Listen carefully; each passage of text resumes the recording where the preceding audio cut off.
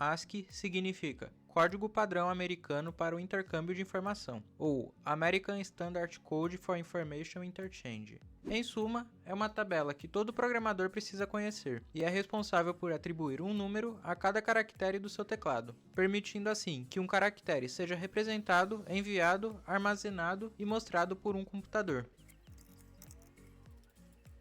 Num computador, tudo é armazenado como números binários. A forma que o computador usará para interpretar esses binários é que muda a depender do contexto, geralmente a depender do protocolo de comunicação ou do programa que está lendo os bytes. Geralmente, existe uma sequência de bytes, chamada de metadados, que indica para o computador como aqueles bytes devem ser interpretados. Essa tabela pode ser impressa de várias formas, a depender da linguagem de programação, e, originalmente, possui apenas 128 caracteres em sua composição, ou 7 bits. Mas existe uma versão estendida com 256 caracteres, 1 byte, que é basicamente uma gambiarra. Mais tarde, veremos o motivo. Aqui temos exemplos de código em Python e JavaScript para imprimir essa tabela. Existem funções e métodos em cada linguagem para converter números em caracteres ASCII e vice-versa. Contudo, devemos nos atentar a apenas 3 números importantes: 48, 65 e 97.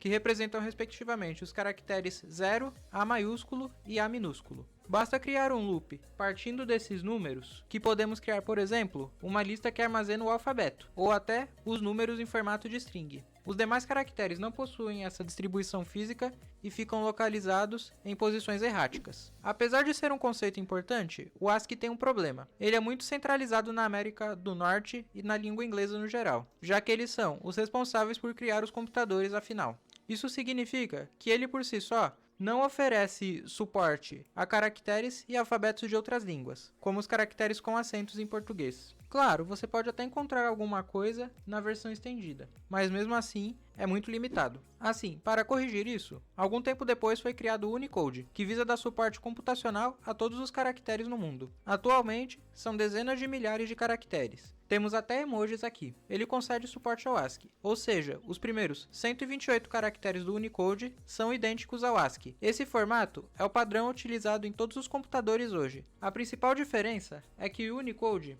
utiliza hexadecimais para representar os caracteres, enquanto o ASCII utilizava apenas números binários. Por fim, aqui temos um exemplo de como criar o alfabeto ou uma sequência com todos os algarismos em Python e JavaScript, utilizando a tabela ASCII para tal. Veja o código sendo executado. Este é o código em Python e este é o código em JavaScript.